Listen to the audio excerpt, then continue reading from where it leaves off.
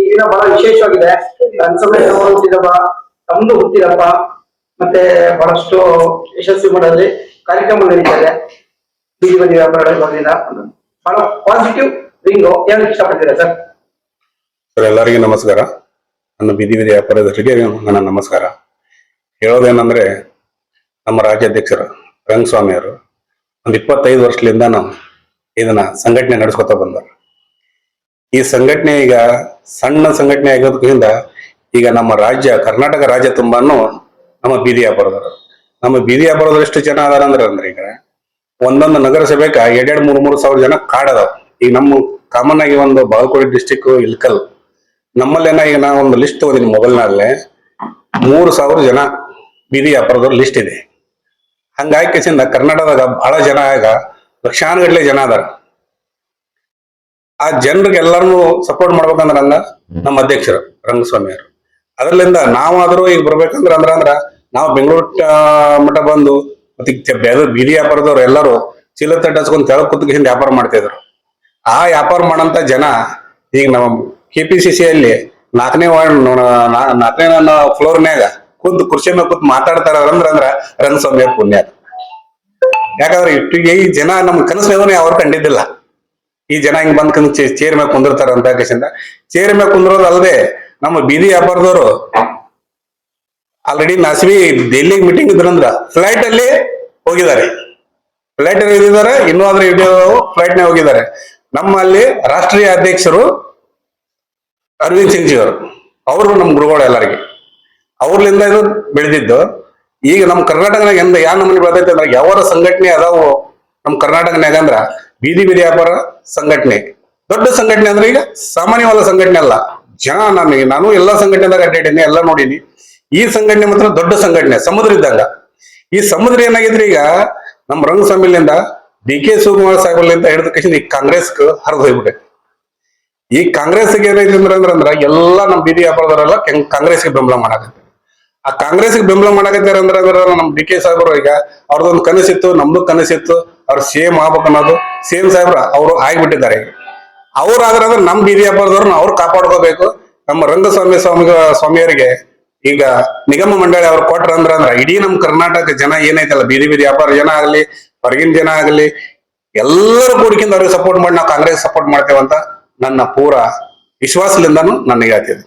Sir, ನಾವು ದಿನ ಗಮನಿಸ್ಕೊಂಡ್ ಬರ್ತಾ ಇದ್ದೀವಿ, ಕಾಂಗ್ರೆಸ್ ಪಕ್ಷಕ್ಕೆ ಹೆಣ್ಮಕ್ಳು ಗಂಡ್ಮಕ್ಳು ಬಹಳಷ್ಟು ಯುವಕರು ಯುವತಿಯರು ತುಂಬಾ ಜನ ಜಾಸ್ತಿ ಸೇರ್ತಾ ಇದ್ದಾರೆ.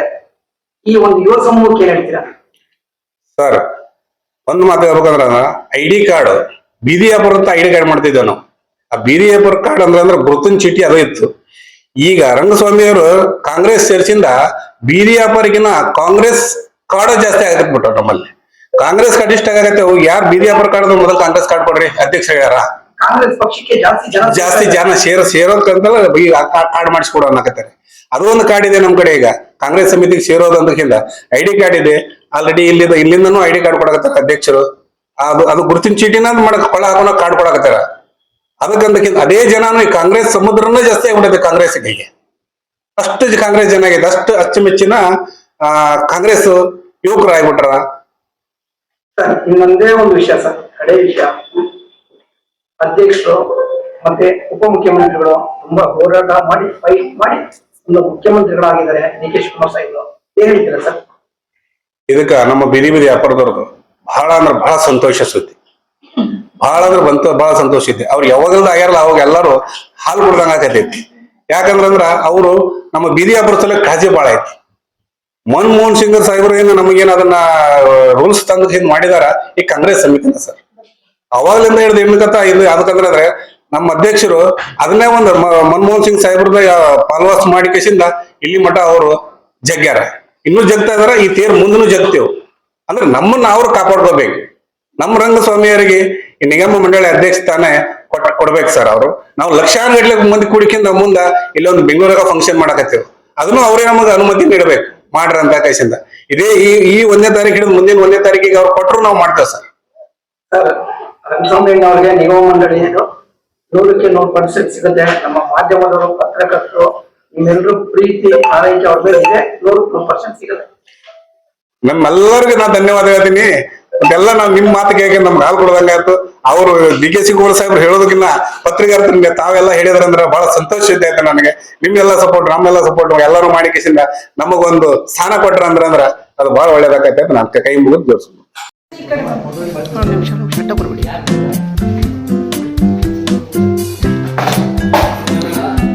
ಅಡ್ಡ ಬರಬೇಡಿ. ಓಕೆ ಸರ್ ಹಾಕಿ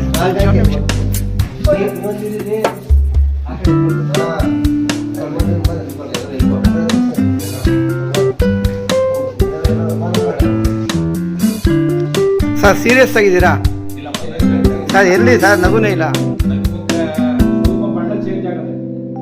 ಹ್ಯಾಪಿ ಬರ್ಡೇ ಚಿದಂಬರಂ ಅವ್ರಿಗೆ ಸೀರಿಯಸ್ ಅಣ್ಣ.